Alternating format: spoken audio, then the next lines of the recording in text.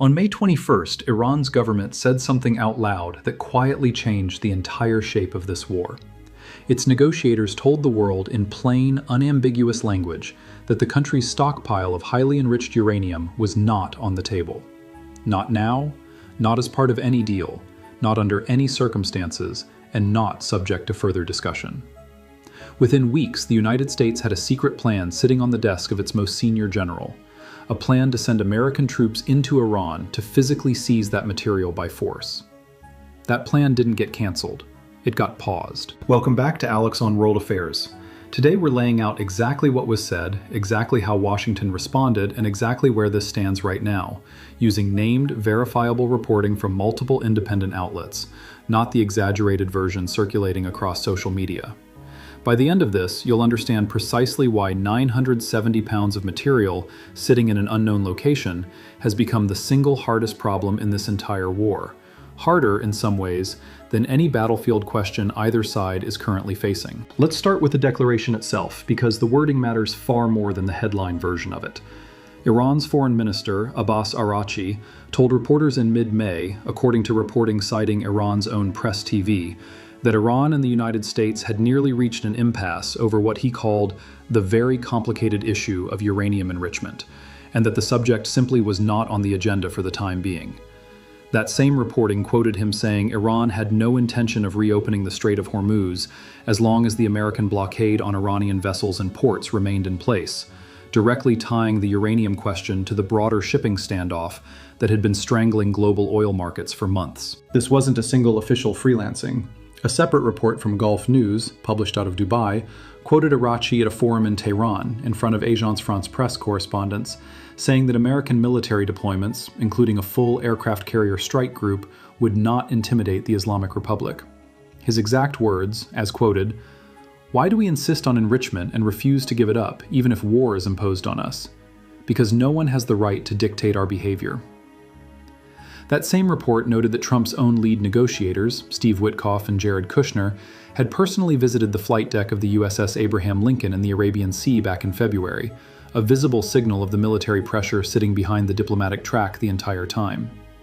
And it clearly didn't move Iran's public position months later. According to reporting from Eastern Herald, Ibrahim Azizi, the head of the Security Committee in Iran's parliament, publicly listed 3 specific issues as completely non-negotiable: uranium enrichment, sanctions relief, and control of the Strait of Hormuz, describing all 3 as Iran's core red lines.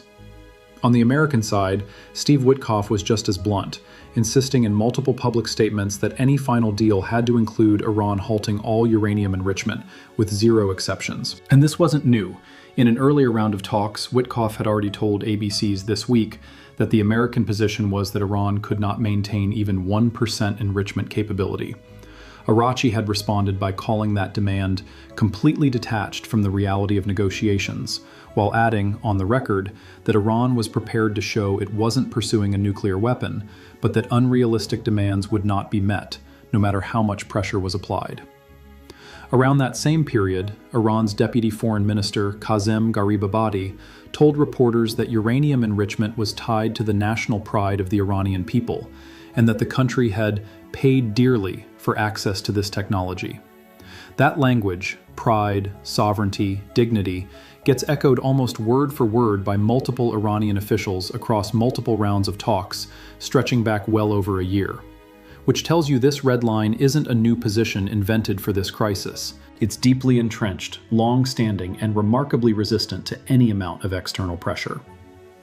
So by late May, you had 2 governments each publicly declaring the exact same subject as their absolute red line, in opposite directions, with no overlap at all.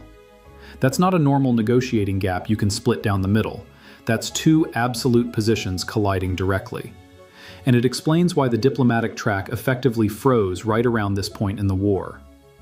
Now here's where the American military response actually begins, and I want to walk through it in the order it happened, because the escalation here is gradual and deliberate, not one dramatic event out of nowhere. On May 10th, according to Al Jazeera, President Trump gave an interview to the program Full Measure, warning that the United States would target any Iranian who tried to physically reach the country's highly enriched uranium stockpile, stating plainly that the material remained under constant surveillance by the American military.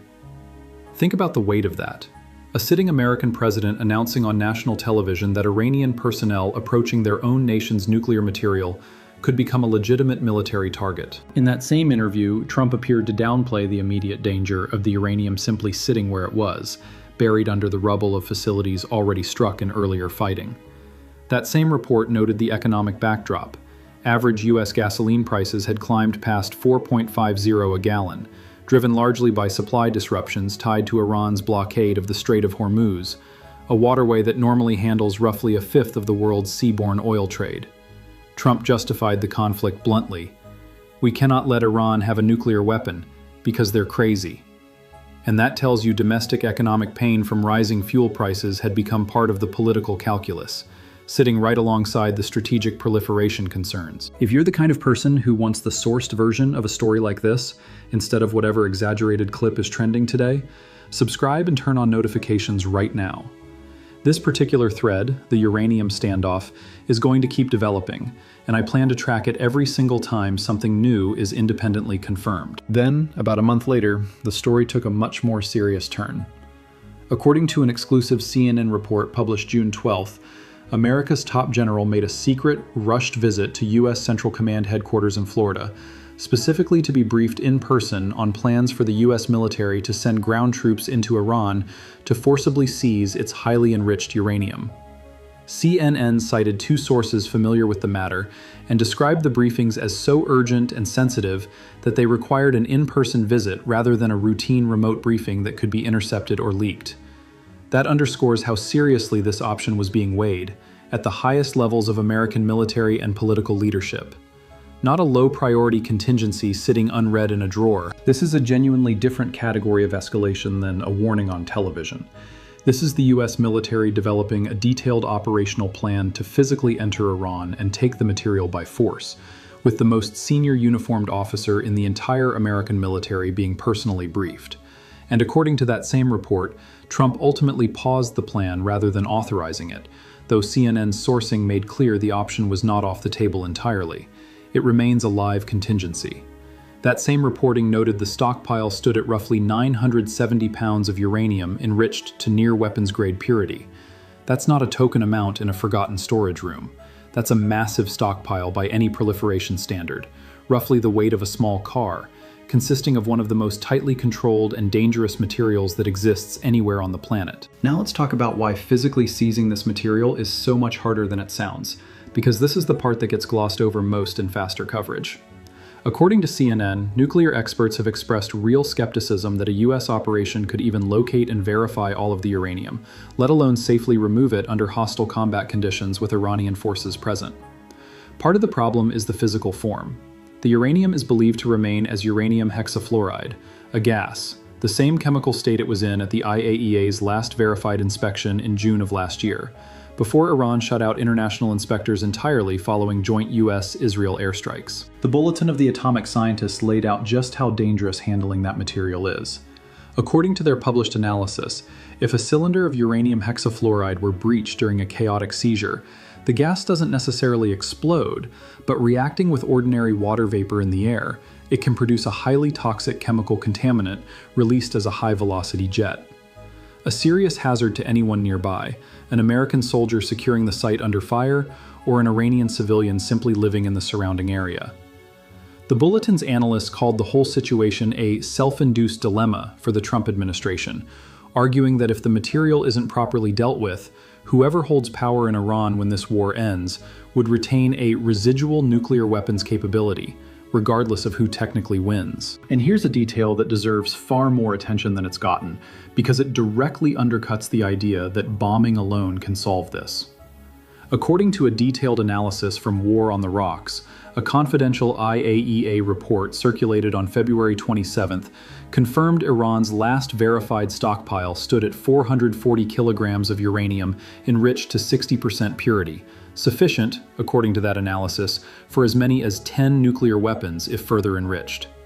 That stockpile was stored in a tunnel complex at Isfahan that the June 2025 strikes reportedly left structurally unaffected, meaning an entire prior bombing campaign, one specifically targeting Iran's nuclear infrastructure, simply didn't touch this storage location at all. and the agency has been unable to account for its location or condition ever since inspectors were expelled. Read that carefully, because it may be the single most important fact in this entire story. 2 separate major military campaigns against Iran's nuclear program within roughly a year. And by the IAEA's own accounting, the actual enriched material at the center of the dispute has become harder to locate, not easier, as a direct result of all that bombing. Airstrikes can degrade infrastructure, disperse personnel, and force facilities deeper underground, but they cannot make previously hidden material easier to find once inspectors have been locked out. That same analysis went further, noting that within hours of the most recent strikes, Iranian forces launched simultaneous retaliatory attacks across multiple fronts without waiting for centralized authorization from Tehran. That suggests pre-delegated response authority was already built into Iran's command structure, a sign that decapitation strategies face diminishing returns against a regime that has deliberately dispersed its own command structure to survive exactly this kind of targeting. Israeli strikes in June of last year had already killed the IRGC's commander-in-chief, the Armed Forces Chief of Staff, the Aerospace Force commander, and at least 14 nuclear scientists, a staggering list of losses. And yet the enriched uranium itself survived that campaign completely intact. Quick pause. Drop a comment with the number 970 if you already knew the exact size of that stockpile before this video, or the words "no idea" if this is the first time you're hearing just how much material we're talking about. I'm genuinely curious how well this figure has made it into public awareness. Let's connect this back to the broader shape of the war, because the uranium standoff didn't happen in isolation. According to a research briefing from the UK's House of Commons Library, the war began on February 28th, when Israel and the United States launched coordinated airstrikes against Iran, aiming to induce regime change and target its nuclear and ballistic missile programs. Iran's supreme leader was killed in those strikes. Iran responded by attacking American bases across the region, striking Israel directly, and closing the Strait of Hormuz to commercial shipping. Fighting continued until April 8th, when Pakistan announced Washington and Tehran had agreed to a 2-week pause. A later Memorandum of Understanding, signed in June, laid out a 3-stage process that explicitly included removing Iran's enriched material and limiting its missile program, alongside language stating plainly that Iran would not have a nuclear weapon under any final arrangement. So the uranium question isn't a side issue that emerged as an afterthought. It's baked directly into the ceasefire framework both governments supposedly signed onto, which makes Iran's May declaration that the material simply wasn't on the table a far more direct challenge to that framework than it first appears. That same briefing also noted that Israel, despite participating in the original February strikes, was not a direct party to the Pakistan-mediated negotiations, and Israeli Security Minister Itamar Ben-Gvir publicly stated that Trump's agreement does not bind us. That's a notable crack in what might otherwise look like a unified American-Israeli position.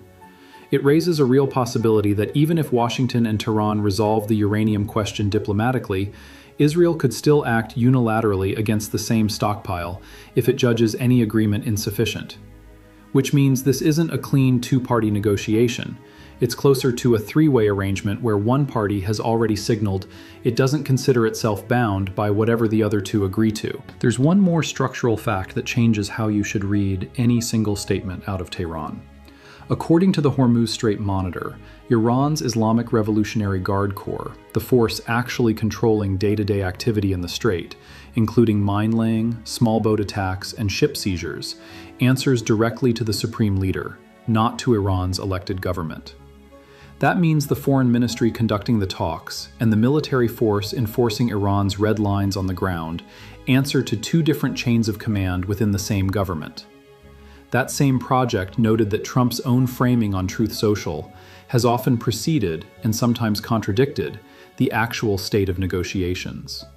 So public statements from either side, including this uranium red line declaration, should be read as one data point in an ongoing information contest, not a final settled position. If you want to see where this thread goes next, the moment something new is independently confirmed, not days later once it's stale, drop a like and leave a comment with what you think happens first: the US actually authorizing that paused ground operation, or a genuine diplomatic breakthrough. I honestly don't know which comes first, and most people covering this don't either. but I want to know where this audience's gut lands. Now, let me give you my own honest read, and I want to be clear, this part is my analysis, not a reported fact. I think this represents a genuine trilemma for Washington, with no clean option inside it. Leaving the uranium where it is means living indefinitely with an unverified, unmonitored stockpile sufficient for as many as 10 weapons, a status quo that gets less stable, not more, the longer inspectors stay locked out. Trying to negotiate its removal runs headlong into an absolute Iranian red line that multiple officials have reaffirmed for months. This isn't posturing from one faction, it's a broadly shared government position. And attempting to seize it by force means sending American ground troops into hostile territory to handle an unstable, toxic gas whose exact location the world's own nuclear watchdog admits it cannot verify. A mission experts have already questioned the basic feasibility of. I think that third option, the one CNN reported was planned in detail and then paused, remains genuinely on the table precisely because the first two look worse. Not because anyone believes a ground seizure would go smoothly, but because every alternative is also bad.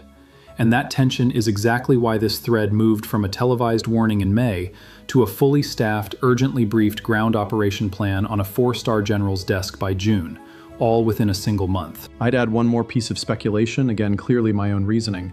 Given how consistently Iranian officials have tied the uranium question to national pride and sovereignty, rather than purely technical arguments about enrichment percentages, I think there's a real chance this specific dispute ends up being one of the last pieces of this war to get resolved.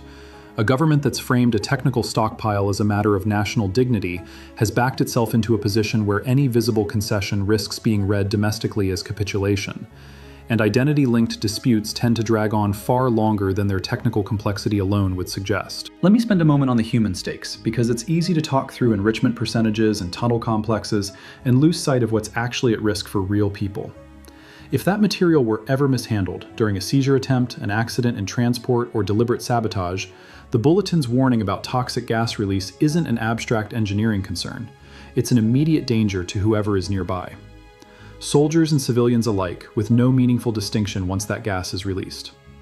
A toxic cloud doesn't check uniforms or nationality before it spreads, and given how close some of Iran's nuclear infrastructure sits to towns and cities, any mishandling during a chaotic operation carries risk that extends well beyond whoever's directly involved. And on the other side of this same standoff, ordinary Iranians have already been living for months under a war that killed their supreme leader, closed their main oil export route, and triggered a punishing blockade that's driven up the price of basic goods, while their own government treats this stockpile as a matter of national pride.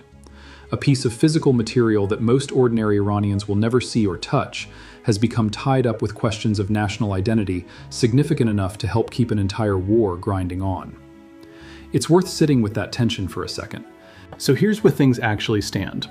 As of the most recent verified reporting, Iran's government, through multiple named officials, including its foreign minister and a senior parliamentary security chairman, has publicly and repeatedly declared its enriched uranium stockpile completely non-negotiable, removing it from the active diplomatic agenda as of mid-May.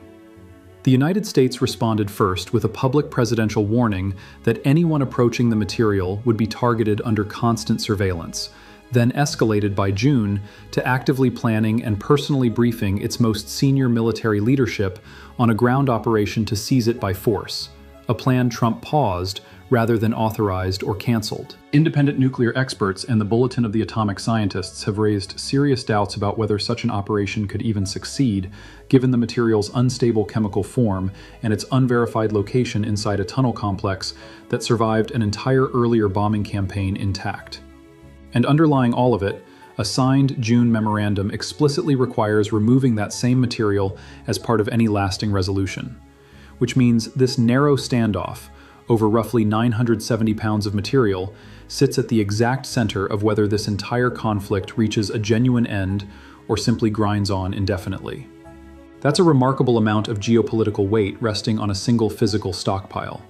But based on everything independently confirmed so far, that's genuinely where this war's most difficult, unresolved question currently sits. Thanks for sitting through this full breakdown, a story that deserves the complete sourced picture, not a stripped-down headline. This is exactly the kind of story where the details matter, the difference between a diplomatic red line and a military operation, between a paused plan and a canceled one, between a stockpile that's unaccounted for and one that's been destroyed. Make sure you're subscribed if you want the next update the moment it's independently confirmed. Drop a like if sourced coverage like this is useful to you, and share it with anyone following this conflict who hasn't seen a clear explanation of why this specific stockpile has become the single hardest problem at the center of the entire standoff. I'll see you in the next one.